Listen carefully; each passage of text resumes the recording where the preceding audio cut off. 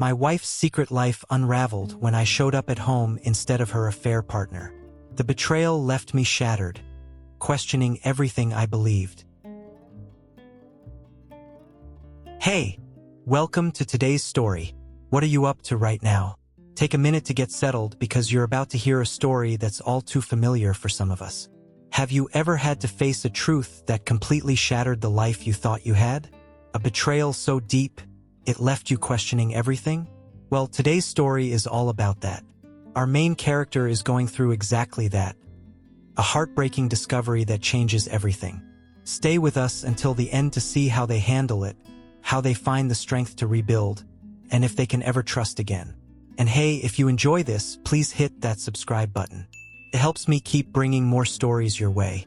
Thanks for being here, and let's dive in. It was a quiet Wednesday morning when I, Alex Whitaker, left my home, locked the door behind me, and began the familiar drive to work. My wife, Sophie, kissed me goodbye with a smile that seemed just a little too wide. I brushed off the odd feeling gnawing at me. I had been feeling it for a while now, but dismissed it as a product of my overworked mind. After all, Sophie and I were living what most would call a perfect life. Beautiful house, successful careers, and a couple of pets that kept our home warm and filled with laughter. But something felt off. It wasn't just the way Sophie had been acting recently, but the subtle hints of distance that had appeared between us. The playful banter we once had was replaced with long silences, and her constant need for privacy. The way she'd guard her phone like it was a treasure chest didn't escape my attention. For weeks, I had pushed these concerns aside. But that morning, as I drove to work, I made up my mind. I needed answers. Sophie had never given me a reason to doubt her, but those nagging thoughts were now undeniable. I wasn't going to let them fester any longer. 2 weeks later, I found myself in Seattle on yet another routine business trip. The city had become second nature to me. I had stayed in every hotel, walked every street, and attended every conference here. Nothing in this city ever surprised me anymore. That night, I was staying in a modest Airbnb near the convention center. It wasn't the luxury of a 5-star hotel, but it had the quiet solitude I craved. After a long day at the conference, I was glad to have some time to myself. The first evening in Seattle, I received a message from Sophie, just as I had every night since I left. It was a simple check-in, as always. Her sweet tone on the phone was comforting, the kind that had once brought me a sense of peace. "How's the trip going? Remember to take care of yourself. I miss you." It was almost too perfect, too rehearsed. I couldn't put my finger on why, but something about her voice, even through text, felt off. I shook it off. Maybe I was just being paranoid. She had always been the thoughtful one, reminding me to eat well and get enough sleep while I was away. It had become routine, but I had no reason to think anything unusual was happening. So, I returned the usual response. "Everything's fine. I miss you too. Can't wait to get home." But as the night wore on, I couldn't shake the feeling that something was wrong. I felt restless. It was the kind of restlessness that gnawed at you, creeping into your bones, making you second-guess every action and decision.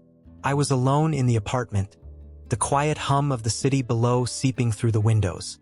The lights of Seattle twinkled in the distance, and the soft rain tapped against the glass. But still, the feeling lingered. I decided to kill some time scrolling through social media, something I rarely did on business trips. Usually, I would dive into my work or read a book, but that night I felt the urge to zone out. I clicked mindlessly through posts, half-focused on random images and stories from people I didn't even know. Then, out of nowhere, an ad popped up on my feed. Exclusive dating sites for professionals. I almost scrolled past it, but for some reason my curiosity got the better of me. Maybe it was because I felt so disconnected from everything in that moment. Maybe it was because my mind was so restless, searching for something, anything to distract me. I clicked. The page opened, and I started scrolling through it. It seemed innocent enough, just a site for professionals looking to meet like-minded individuals. There were profiles of people dressed in business attire, talking about their careers and interests. I could feel my brain slowly turning off as I skimmed through the pages. But then, there it was. A profile with Sophie's face. It was her, but not exactly. The smile was hers, but the eyes, there was something different about them.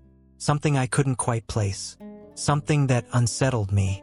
The hair, the features, the pose, everything screamed Sophie. But the words beneath her photo, the things she was saying, they were completely foreign to me. They didn't match the woman I thought I knew. Looking for someone like me, a strong man who can keep up, the description read. I froze.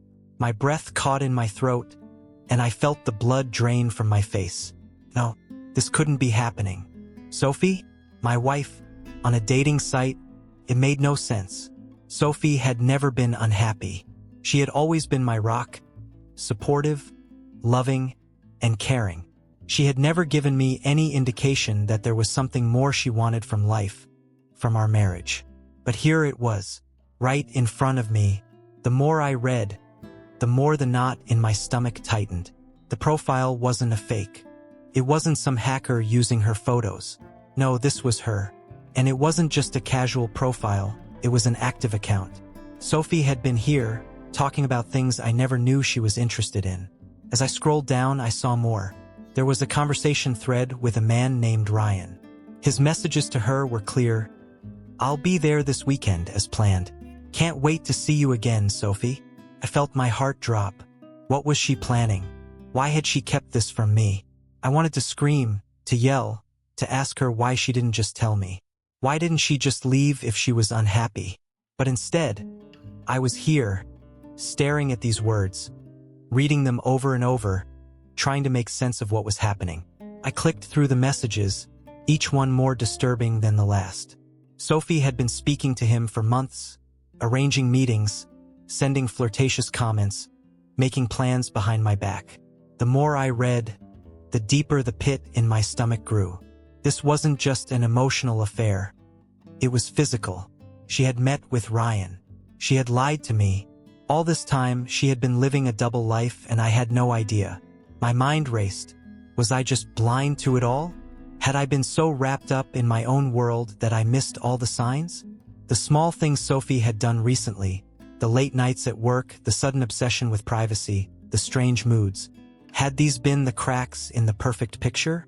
I felt sick to my stomach. My mind was spinning as I processed the information. I wanted to pick up the phone and call her right then, but I knew I couldn't. I wasn't ready for that confrontation. Not yet. I needed time to think. I needed to gather my thoughts and figure out what I was going to do next. I sat there in the dark, the glow of the phone screen illuminating my face, my heart racing. I thought of Sophie, the woman I had married, the woman I had loved for years. How had it come to this? What was I supposed to do now? I couldn't just pretend I hadn't seen this. I couldn't ignore what was right in front of me. The more I stared at the screen, the more everything about my life felt unreal. My marriage, the life we had built together, felt like it had been a lie, a cruel joke. Sophie had been living a secret life and I had no idea. I closed the phone, feeling the weight of everything crashing down on me. I wanted to fall asleep and wake up in a world where none of this had happened, but I knew I couldn't. The truth was out there now and I had to face it. I knew the next step would be the hardest. But for now, I needed to understand what had happened. Why had Sophie done this? What had pushed her to seek out someone else? What did she find in Ryan that she couldn't find in me? The answers weren't clear, and that scared me more than anything else. Hey, are you finding the story interesting so far? If you are, make sure to subscribe to the channel so we can continue the adventure together. The best part is I couldn't stay silent any longer. The words I had been bottling up inside, the swirling thoughts of doubt, the pain of betrayal. It all came crashing down on me like a tidal wave. I reached for my phone, my hands shaking slightly as I dialed Ben's number. He had been my closest friend for years, and if anyone could help me navigate this nightmare, it was him.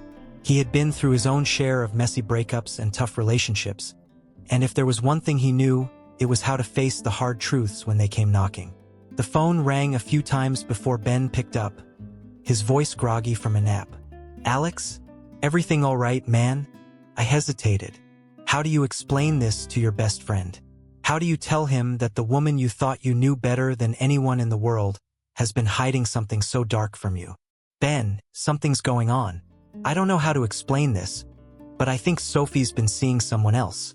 The words were out before I could stop them, and I instantly regretted them. Felt like they hung in the air, suffocating me.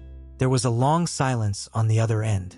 I could almost hear Ben's mind racing, processing what I had just said.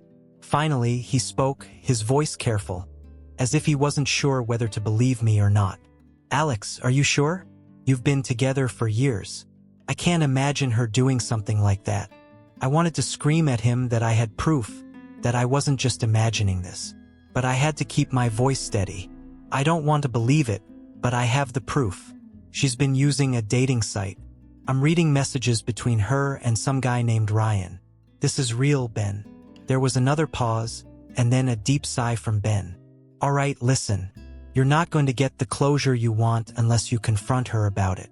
But don't go in guns blazing. That's only going to make things worse. I knew he was right. Confrontation wasn't supposed to be a battle. I wasn't looking for a war. I was looking for answers. But how could I stay calm when everything I thought I knew was falling apart? Thanks, Ben. I'll keep that in mind. The next morning, I woke up with a heavy weight on my chest. My thoughts felt like a storm in my mind. I was hundreds of miles away in Seattle, but it felt like I was back home in the living room with Sophie, staring her down, trying to make sense of her lies. The morning went by in a blur. I had meetings to attend, but my mind was elsewhere. How could I go through with this conversation? What would I even say to her? Around noon, I finally gathered the courage to pick up the phone. I called Sophie, my hands sweaty as I held the device to my ear. The dial tone seemed to echo in my brain. Hey, Sophie, can we talk when I get back? I need to ask you something important. Her voice on the other end of the line was calm, too calm, almost as if she knew exactly what I was going to say. Sure, Alex. What's going on? She asked, her voice sounding genuine, almost too calm for my liking. I took a deep breath. It's about us. I need to know the truth. I'll be home soon. We'll talk then.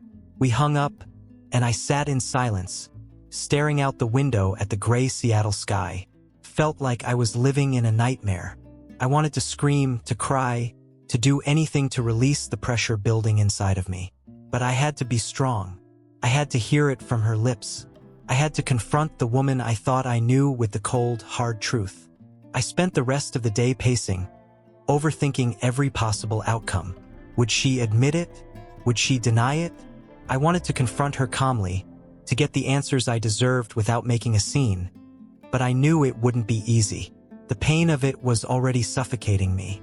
By the time I returned to the Airbnb that evening, I was a bundle of nerves. I stood in front of the door for a long moment, staring at it. I was about to change everything. This wasn't going to be a simple conversation. It was going to shatter my entire world. When I walked inside, I saw Sophie sitting on the couch, her legs tucked underneath her. She looked up at me with that faint smile I had always loved. But now it felt like a mask. She was too calm, too perfect, almost as if she had rehearsed this moment. But I wasn't fooled. I knew something was wrong. Sophie, we need to talk, I said, my voice tight with emotion. Her smile faltered slightly. What's wrong? Her eyes were searching mine, but there was no panic, no concern, just that same detached calmness. My heart raced as I sat down across from her. I didn't want to do this, didn't want to rip everything apart, but I had to. There was no turning back now. I pulled out my phone and showed her the dating profile I had found. The one with her name, the one that haunted me. Her face went pale the moment she saw the screen. Her hand trembled as she reached for her glass of water. I could feel the shift in the room. The silence between us was suffocating. For the first time in years, I saw her avoid eye contact. Sophie had never done that before. She always looked me in the eyes no matter what, but now she couldn't even meet my gaze. Sophie, what is this? I asked softly, my voice breaking. She took a long pause, her lips trembling as she opened and closed her mouth. Her eyes filled with tears, but she didn't speak. Instead, she just whispered, "Alex, I'm sorry." And that's when it all came crashing down. The affair, the lies, the secrets. Sophie had been seeing Ryan for months, meeting him secretly whenever I was away. I felt like the floor had dropped out from beneath me. All the things I had trusted, all the things I had built were nothing but lies.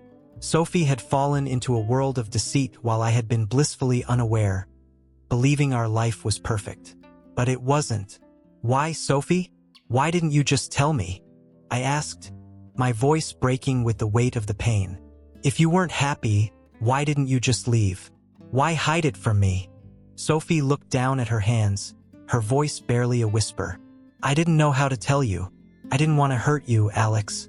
I thought maybe I could fix it. But I got caught up in something I couldn't control." I was trembling now. "So this wasn't a mistake? You've been planning this for months, behind my back." While I thought everything was fine, I could feel my throat tighten as I spoke. "You've been lying to me. And for what? For him." Her tears spilled over. She looked up at me, her face contorted with guilt. "I never wanted to hurt you, Alex. I swear. I felt like I was losing myself, and I didn't know how to find my way back. I was lost. And Ryan, he made me feel like I mattered again." I felt the bitterness rise in my chest. "So you turned to someone else? You didn't think to talk to me? You didn't think to ask for help?" Her voice cracked. "I thought I could handle it. I thought I could fix everything without involving you. But I was wrong. I'm so sorry." My heart felt like it was being torn in half. "I gave you everything, Sophie. I trusted you. And you threw it all away for some guy you met online." She shook her head frantically. "No, Alex. It wasn't like that. I didn't want to replace you. It wasn't about that. It was about me. About me feeling alive again." I could barely process her words. My mind raced, my emotions a whirlwind of disbelief, hurt, and anger. Everything I thought I knew about my life, about our life, had been shattered in that moment. Sophie wasn't the woman I thought she was. She had been hiding this secret life from me all along. Knock, knock. Now you're about to watch the best part of the story. But before that, make sure to subscribe to my channel so we can keep going together. The next few days after Sophie moved out were nothing short of a blur. It felt like the world was spinning around me, and I couldn't find solid ground. Every time I tried to focus, everything slipped through my fingers like sand. Our house was empty now. The silence echoed in every corner, mocking me with memories I wasn't ready to face. The memories of us, of the life we had built together, haunted me. I spent hours in that house, staring at the walls, wondering how things had gone so terribly wrong. There was no comfort in anything. I didn't even know what I was looking for anymore. My phone buzzed constantly, friends reaching out trying to offer their support. Some asked if I was okay. Others shared words of encouragement. But I didn't want to hear it. The pain in my chest felt too big to fit into any comforting words they could offer. I didn't want pity. I didn't want advice. I just wanted Sophie back, even though I knew I could never have her the way I once did. I had been living in a lie, and that was the hardest part to swallow.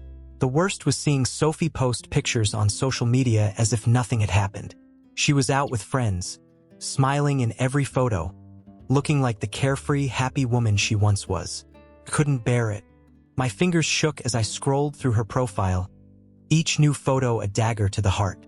She was acting like she was fine, like we hadn't shared an entire life together. It was as if everything we had was just a chapter she could close and move on from.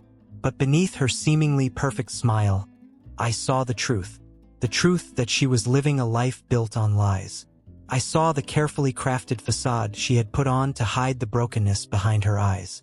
The Sophie I thought I knew, the woman I had trusted more than anyone else in the world, had turned into someone unrecognizable. It wasn't just the affair. It was the years of deception, the gaslighting, the manipulation. I had been so blind to the cracks in our relationship, so naive to think that everything was fine. My fingers hovered over the phone screen, but I didn't want to reach out. Couldn't. I had nothing left to say to her. What could I possibly say? How do you ask someone to explain why they betrayed you when the trust you had built together had already crumbled? As the days passed, I felt myself sinking further into a dark pit of depression. I couldn't bring myself to go back to work. How could I focus on anything when my mind was consumed with thoughts of Sophie and Ryan? The betrayal wasn't just about her cheating on me. It was about everything I had given up, everything I had believed in. I had poured my heart into our marriage, into her, and now I was left with nothing but a hollow shell of the life I thought we had. I couldn't stay in the house any longer. The memories were suffocating me. I felt like I was drowning in a sea of broken dreams and lost hopes. So, I packed up my things and moved into a small apartment, a place that felt more like a temporary shelter than a home.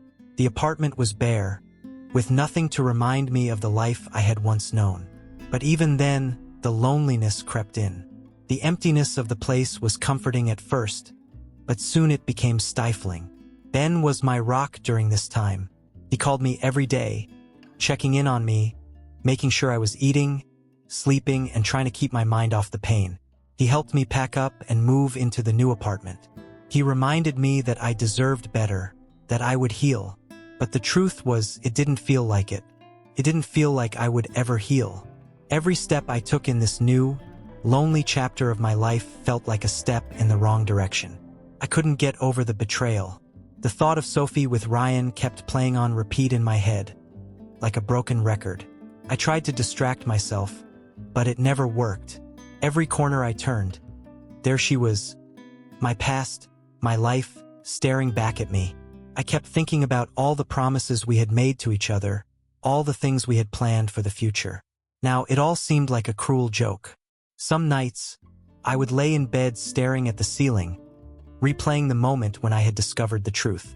The hurt was unbearable, like a weight pressing on my chest. I had always trusted Sophie, and now that trust had been shattered beyond repair. What hurt the most was the realization that I didn't even know who she really was anymore. The woman I had loved and built a life with was gone, replaced by someone who didn't seem to care about the pain they caused. I tried reaching out to a therapist, but even that felt pointless. How could anyone help me heal from this? How could anyone make sense of the mess that was my life now? I wasn't sure if I even wanted help. Maybe I deserved this. Maybe I had missed the signs, ignored the warning signs that had been there all along. Maybe I had let myself fall into a false sense of security. I didn't know. There were moments when I thought about confronting Sophie again, asking her for the full truth, trying to understand why she had done this. But I knew deep down that it wouldn't change anything. The damage was done, and I wasn't sure if I even wanted to hear her explanations. What could she possibly say to make this right? Then, just as the weight of everything seemed too much to bear, I did something I hadn't done in months. I went out. I took a walk around the city, through parks I used to walk in with Sophie, trying to find some sense of peace. It wasn't much, but it was a start. Slowly, I started to meet up with old friends. Friends I hadn't seen in years, who had been there before Sophie and I had met. They saw the change in me, the emptiness in my eyes, and they tried their best to remind me who I was before this all happened. Ben was there through it all, of course. He reminded me that I was strong, that I would get through this, that the person I was before all of this still existed deep inside. But I wasn't sure. The person I thought I was had been shattered along with everything I thought I knew. A few months passed. I started going to therapy, though at first it seemed like an uphill battle. Sophie had tried to reach out a couple of times, but I had made it clear that I needed space. I was no longer the man who had once loved her unconditionally. I was a man learning how to rebuild himself from the ashes of a broken relationship. I spent more time focusing on my work, rediscovered hobbies, and reconnected with old friends. Slowly, the pain lessened, though it was always there, a scar that would remain. One day, as I was walking through the park, I bumped into Rachel, a woman I had met a few months earlier at a networking event. She greeted me with a warm smile, and for the first time in a long while, I felt something stir inside me. "Hey, Alex," she said, her voice soft and welcoming. "I've been meaning to reach out. How have you been?" I smiled genuinely this time. Better. A lot better. It's been a journey, but I'm getting there. As we chatted, I realized that I wasn't defined by the betrayal anymore. I had learned the hard way that love, trust, and respect are things that can't be taken for granted. But now, I was ready to embrace a future where I could find happiness again. Conclusion. This is a story of pain, betrayal, and ultimately personal growth. It's a reminder that sometimes life throws challenges at you, but those challenges don't define you. It's how you respond to them that shapes your future. So, what do you think? I'd love to hear your thoughts or any reflections you might have on this story. Maybe something that hit home for you, or a perspective you'd like to share. Drop a comment below, and let's talk about it. Don't forget to like and subscribe so you never miss out on the next story. Thanks so much for sticking with me through this one. I really appreciate you taking the time to listen. See you in the next one.